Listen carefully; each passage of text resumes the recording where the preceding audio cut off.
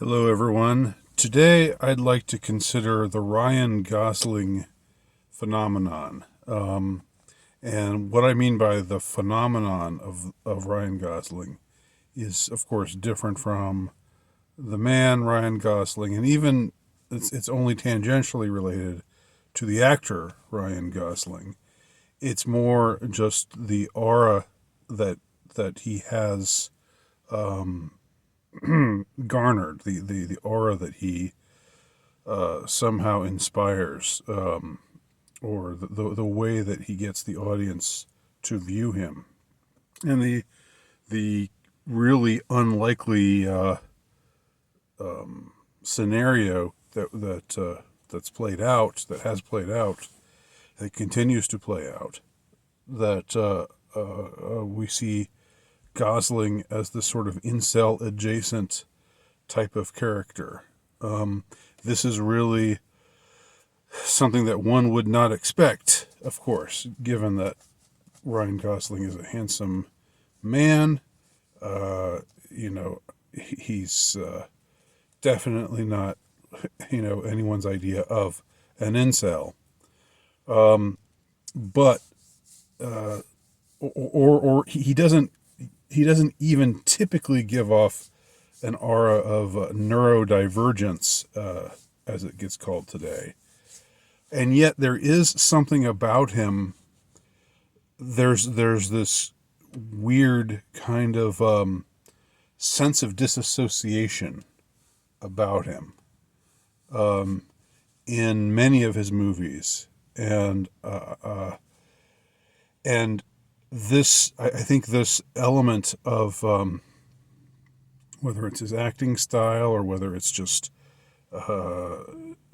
something springing forth, from his overall demeanor, whatever it is, that's the thing about him that has led people to say Ryan Gosling is literally me, and to have all there are all kinds of examples of that, of course, of the Ryan Gosling literally me kind of movie. There's Blade Runner 2049, where he plays a replicant, and he's sort of looked down on and hated by everybody. And in that one, he is kind of almost an incel, because he has an AI girlfriend. He can't have an actual real girlfriend because he's so shunned by society. Even though he's a good-looking guy, he's still a replicant, and everybody knows he's a replicant. And skin jobs, the slur for replicants. They get shunned. They get shunted aside and treated as reprobate in the culture of Blade Runner 2049. So in that movie, we see it play out, the character's arc, without giving too much away. Although the movie came out, I don't know, 5 years ago, so I don't think I have too much responsibility as far as spoilers go. But this will be the mildest of spoilers. What happens to him is he initially thinks that he plays a critical role in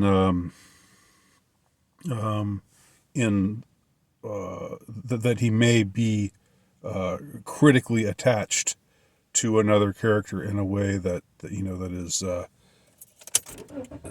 suggestive of that he's not truly a replicant, or that if he is a replicant, he nevertheless has this kind of connection, and that's sort of what he pursues, and this notion of a father figure.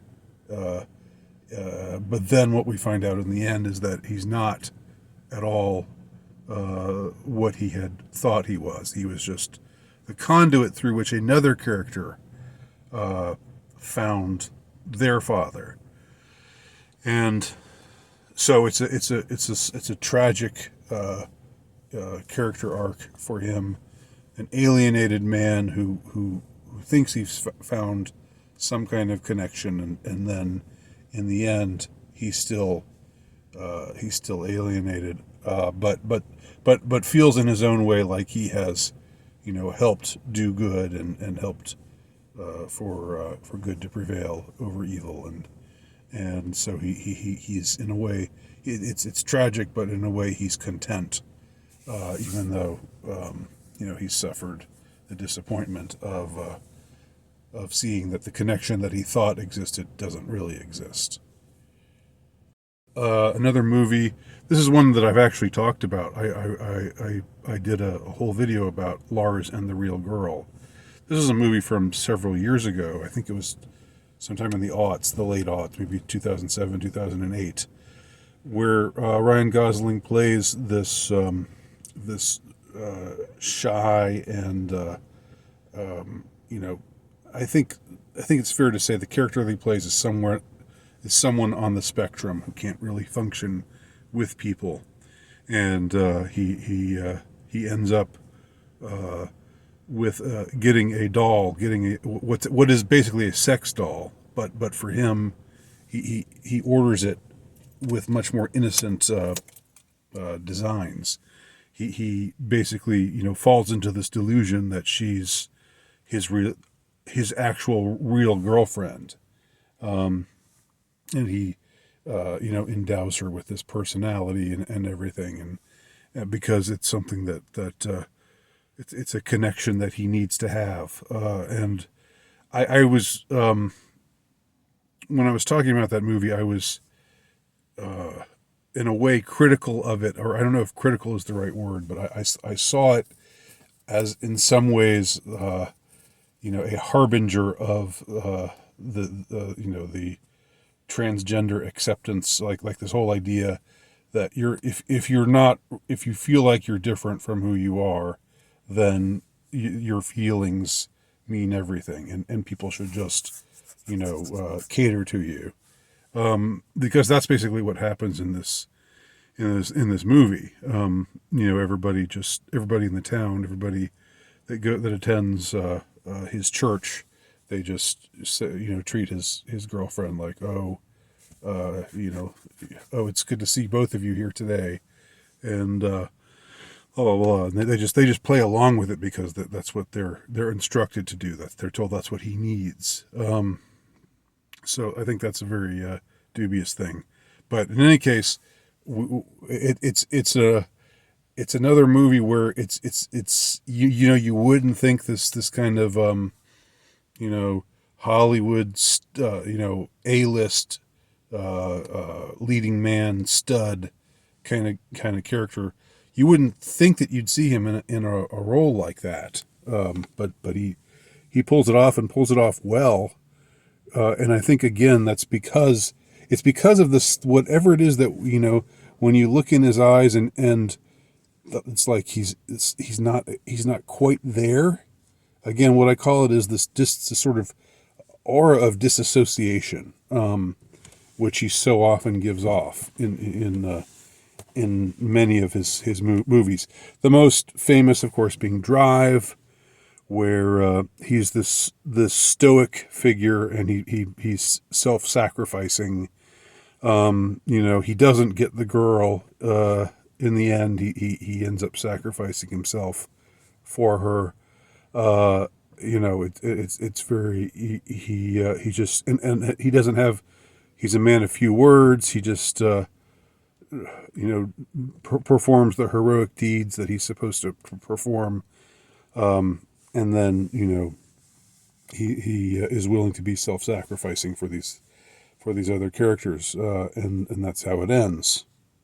Once again, this kind of tragic character, but someone who's resigned, someone who just knows that, who's aware of his alienation and just accepts it, and sees his role, as helping other people out, and ultimately laying down his life for them, just like he does in Blade Runner 2049. An early movie that he was in was one called The Believer, and it's been a while since I've seen it, but in it he plays a neo-Nazi who turns out to be Jewish. So that's like the ultimate contradiction. That's like the ultimate kind of alienation from oneself. Uh, and again, he pulls it off just because there's something in his very demeanor that is suggestive of, a man who is at odds with himself. Again, somebody who's not comfortable in reality. Who would persecute himself, who would, the character that he becomes is somebody who is fanatically anti-Jewish, and it turns out he's a Jew himself. As I already said. Anyway, that also is in line with the general trend that I'm talking about here. And there are probably other examples, which I just plucked those from my memory, and I don't have his IMDb page in front of me right now. This is more of an impressionistic sort of monologue, if you will. But I do know that he's playing Ken in the new Barbie movie. And like that's sort of the ultimate. The Ken doll is like the ultimate sort of disassociated kind of man. Somebody who's not even real, somebody who's superficially good looking, but not even really a man. Of course, as everybody knows, who's undressed a Ken doll. He's got nothing down there. I don't know if that's going to be the case in the movie or not. I'm not sure, but it kind of makes sense. I couldn't really see any other actor playing that role of Ken, playing it so well, or pulling it off so well as Ryan Gosling, because he does have the looks, and Ken is a good looking guy. He's Barbie's boyfriend, so of course he would be a good-looking guy. But yet Ken is somebody who, he's not known for his virility. He's someone who's sort of the character of Ken is just sort of a throwaway, or just sort of an accessory. Barbie's Barbie's where it's at, and Ken is just this boy, her requisite boyfriend. So I haven't seen the Barbie movie. I'm not going to. I don't intend to see it. I'm just not interested in it. It's not because I'm offended by it or anything. I just don't care to see it. But it is interesting that he's playing that role there. I've talked before about my theory that certain actors, in all the whatever kind of hocus pocus, sinister, demonic stuff goes on in Hollywood, and of course, we know by now that Hollywood is a very, very evil place. And if you don't know that, by now, you're really just not paying attention. But it seems to me, I don't know if I believe in clones and things like that. That stuff is a little more out there. I'd want to see the evidence for it. But it does seem to me that oftentimes you see actors sort of embody a character, and then the character that they embody in their movies or in their acting, whether it's movies or shows or whatever they're in, it's like that becomes their life as well. And Liam Neeson is the example I so often cite. He became this kind of character. They made him this sad-eyed widower who, with a set of special skills, who's going to come, if you kidnap his daughter, then he'll come at you and kick your ass and get his daughter back and everything. But yet there's a lingering sadness about him because it seems he so often plays a widower. You don't often see him, happily married. And in his real life, he lost his wife. What was her name? I think it was Natasha Richardson, if I'm not getting her confused with somebody else. Yeah, she died, skiing accident, I think. And so in real life, he became the character that he was playing in all of these movies. So it's like they cultivate this thing, they cultivate this kind of character that the actor just comes to embody, both in life and in art. And with Gosling, I can't say there are any smoking guns. That he's like an MK Ultra case. He gives off those vibes. Just it's just my impression, just my subjective impression is that he gives off those kinds of vibes of being messed with in some way or other. And again, it's just that disassociated sense about him that is so palpable, so often so palpable, even when he's in romantic lead roles, even when he's in comedic roles, um, you know, when he's being romantic or when he's being funny, or something else. There still is this lingering sense about him that like something was removed, or like something was taken out of his brain, and now you say the special word, and he just one of the things where the phone rings and he picks it up, and then the person on the line says the word, and that's the word that sets him off, and he'll go off and shoot somebody. I don't know. I'm not saying that, but I'm saying he's got that kind of aspect to his demeanor. Like there's like something is just a little bit off. And yet he plays these roles, and pulls them off, and he's not, he's a good actor.